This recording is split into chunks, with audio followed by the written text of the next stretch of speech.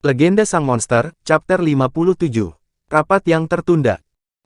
Sangat besar. Ling Tian takjub melihat bangunan istana yang sangat besar itu. Mari kita masuk ke dalam untuk menemui ayahku. Jia Siulan segera mengajak Ling Tian dan yang lainnya masuk ke dalam istana. Baiklah. Ling Tian dan yang lainnya pun berjalan mengikuti Jia Siulan sambil memandang ke kiri dan ke kanan dengan perasaan kagum. Pengawal Jia Siulan telah menghilang sejak mereka akan masuk ke dalam istana. Dia kembali ke sisi kaisar karena dia sebenarnya adalah pengawal kaisar yang ditugaskan untuk mengawal Jia Siulan ke kota bulan biru. Mungkin nanti aku akan membuat rumahku lebih besar dan lebih indah dari istana ini. Ling Tian membatin. Setelah berjalan beberapa menit, mereka akhirnya sampai di depan pintu aula istana. Ling Tian sejak awal telah merasakan bahwa banyak orang yang sedang berkumpul di dalam aula tersebut. Dia dan yang lainnya terus mengikuti Jia Siulan memasuki aula itu. Ayah, aku kembali. Jia Siulan menunduk untuk memberi hormat kepada kaisar. Dia tidak memanggil ayahnya sebagai yang mulia karena dia telah terbiasa sejak dari kecil, dan dia juga merasa bahwa sebutan itu akan membuat hubungan mereka menjadi jauh. Salam hormat yang mulia. Ling Tian menundukkan kepalanya sedikit ke arah kaisar, sedangkan yang lainnya membungkuk ke arah kaisar.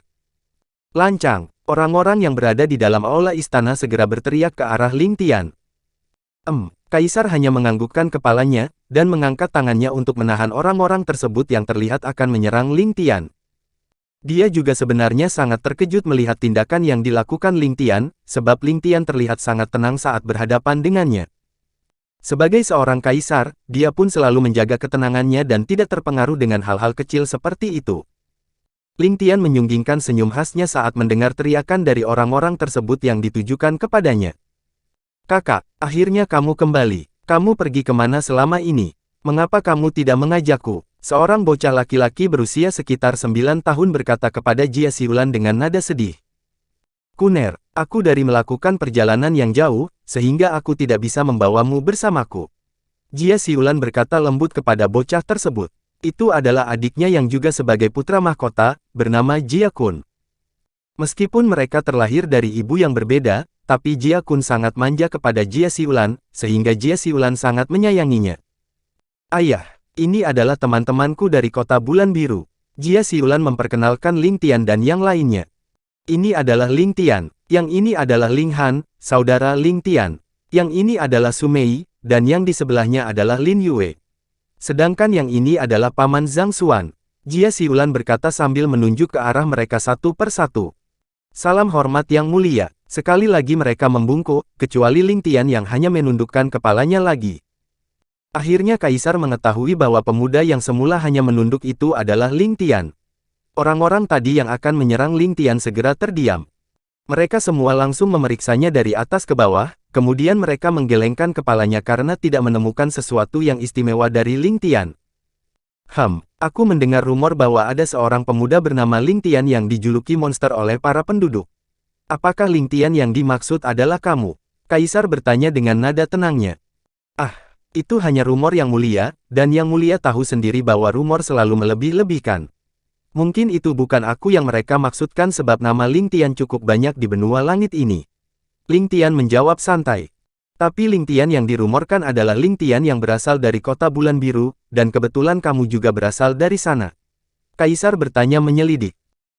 Aku sebenarnya bukan berasal dari kota bulan biru, itu hanya tempat tinggalku untuk sementara waktu. Aku berasal dari kota daun wangi, yang mulia.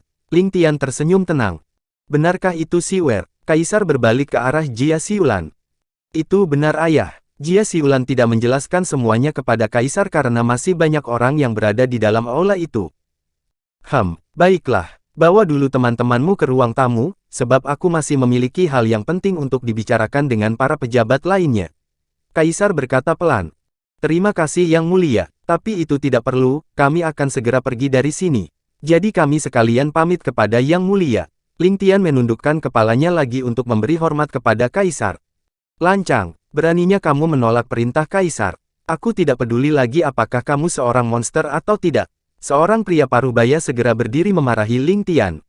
Beberapa orang juga ikut berdiri bersama pria parubaya tersebut sambil menunjukkan kemarahan di wajah mereka. Hahaha, aku heran kepada kalian semua.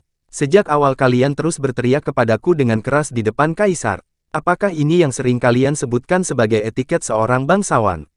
Kaisar tidak marah kepadaku, tetapi mengapa kalian yang marah? Apakah jabatan kalian lebih tinggi dari kaisar sehingga kalian semua berani mendahuluinya? Dan satu hal lagi yang perlu kalian ketahui, kaisar tidak pernah memerintahkan kami, tetapi dia hanya menyuruh Tuan Putri membawa kami ke ruang tamu. Ling Tian berkata sambil mengangkat bahunya, kemudian tertawa pelan. Semua orang yang telah berdiri tersebut segera terdiam mendengar apa yang dikatakan oleh Ling Tian, tetapi wajah mereka masih tetap menunjukkan kemarahan. Baiklah Yang Mulia, karena tidak ada lagi hal lain, maka kami akan segera pergi. Ling Tian kemudian menundukkan kepalanya sekali lagi, lalu dia berbalik dan berjalan keluar aula istana diikuti oleh Ling Han, Lin Yue dan Su Mei. Penasehat kaisar dengan cepat berdiri, lalu bergegas menghampiri kaisar dan membisikkan sesuatu kepadanya. Tubuh kaisar tersentak mendengar apa yang dibisikkan oleh penasehat tersebut kepadanya. Rapat ini akan ditunda dan akan kita lanjutkan lagi besok. Kaisar berkata dengan tegas, lalu menoleh ke arah Jia Xiulan dan memberi tanda kepadanya untuk menghentikan Ling Tian. Jia Xiulan segera mengangguk karena mengerti maksud dari ayahnya itu. Ling Tian, tunggu sebentar. Jia Xiulan berlari ke arah Ling Tian yang telah berada di luar pintu aula. Ada apa Tuan Putri? Ling Tian berbalik dan menatap heran ke arah Jia Xiulan yang berlari sambil mengangkat gaun bawahnya hingga memperlihatkan betisnya yang sangat putih seperti giok tersebut. Wajah Jia Xiulan segera memerah saat menyadari bahwa Ling Tian memperhatikan betisnya. Dia segera menurunkan gaunnya dan berjalan pelan ke arah Ling Tian. Ayahku ingin berbicara secara pribadi denganmu. Jia Xiulan berkata sangat pelan. Meskipun suaranya sangat pelan, tetapi itu terdengar sangat jelas di telinga para pejabat yang semuanya adalah kultivator tingkat tinggi. Ah, apakah kaisar menunda rapat yang sangat penting ini hanya karena ingin berbicara dengan Ling Tian? Inilah apa yang dipikirkan oleh para pejabat tersebut. Oh, jika kaisar ingin berbicara kepadaku, aku akan mendengarkannya. Ling Tian tanpa sadar mengangkat tangannya dan mengacak-acak rambut Jia Xiulan. Itu semua dilakukannya secara spontan karena telah terbiasa melakukan hal itu kepada Lin Yue dan Su Mei. Ah, maaf, Ling Tian berkata dengan canggung. Sedangkan untuk Jia Xiulan, dia segera tertegun mendapatkan perlakuan tersebut dari Ling Tian. Dia hanya diam tanpa tahu harus berbuat apa. Au, Ling Tian menjerit saat merasakan kakinya telah diinjak oleh Lin Yue. Cih, Lin Yue mendengus kesal. Sementara Su Mei telah mengarahkan ujung pedangnya ke leher Jia Xiulan. Sekitar 1 cm lagi akan mengenai tenggorokannya. Ah, apa yang kalian lakukan? Meyer, segera turunkan pedangmu, itu sangat berbahaya. Ling Tian berkata dengan nada sedih. Su Mei hanya mengangguk kemudian segera memasukkan kembali pedangnya ke dalam cincin ruangnya karena takut Ling Tian akan memarahinya. Tak ada yang bisa mengalahkan naluri wanita di dunia ini, sebab mereka terlalu peka dengan hal-hal yang menyangkut dengan perasaan. Ling Han menghela nafas panjang melihat semua itu. Inilah yang dikatakan, sudahlah, aku juga tak tahu apa nama yang tepat untuk menyebutkannya.